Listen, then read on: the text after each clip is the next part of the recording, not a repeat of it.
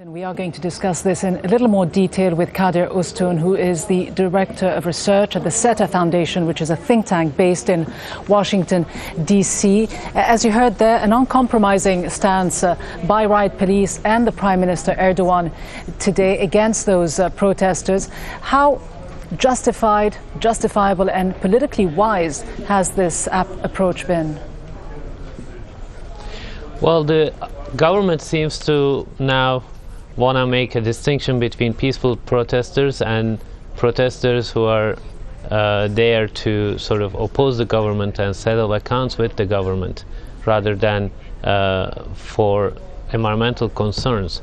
So the government is, while sending the police to push people out of Taksim Square, it's allowing protesters to remain in the Gezi Park area.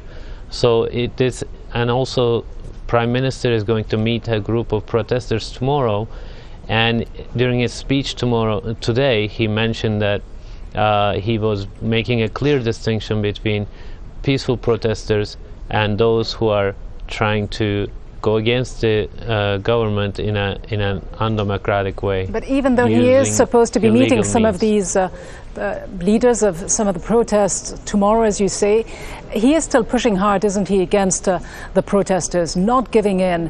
He's in fact even called it a comprehensive attack against Turkey. Is it though, or is it an attack against his party, his style of leadership?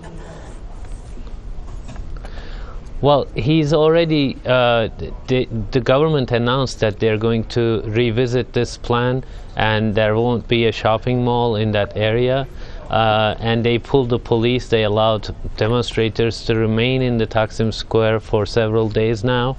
But at this point, the government is asking them to leave the Taksim Square area because their concerns are going to be heard and be taken into consideration in the upcoming days, but they cannot stay there indefinitely. Gezi Park protesters are different in the government's eyes. So the sort of violent extremist demonstrators in the government's assessment need to be isolated from the demonstrators who are concerned about environment and who are concerned about that park. And the government is ready to hear the legitimate demands of those demonstrators. And as we continue to talk about these demonstrations, let's briefly look at these pictures that we are getting live now from Taksim Square. As you can see, a lot of riot police still gathered there. Some earlier were moving some away from some central areas within the square. Clearly still signs of tear gas being used, as our correspondent just told us a few moments ago.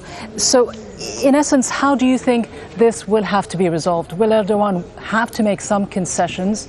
To what extent can he continue to say he won't be forced to kneel down, as he said today?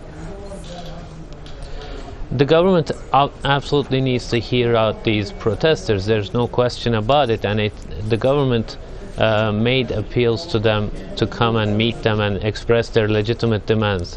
What we have is a whole new generation of Turkish youth not finding the correct avenues to express their frustrations and sort of discontent through the regular sort of opposition parties, existing opposition parties. So there's no viable opposition and they're taking it to streets. So as you say, a lot of young people deciding to express their frustrations, their disappointment with some aspects of this government.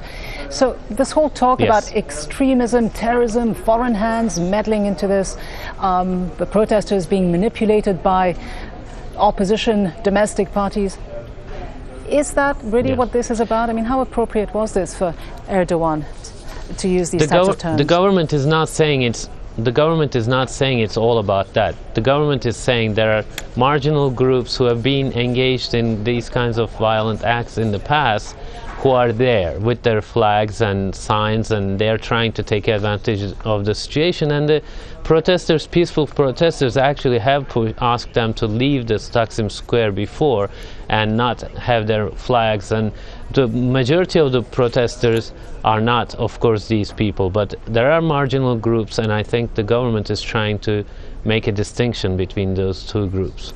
Kadir Ustun joining us from Washington. Thanks very much.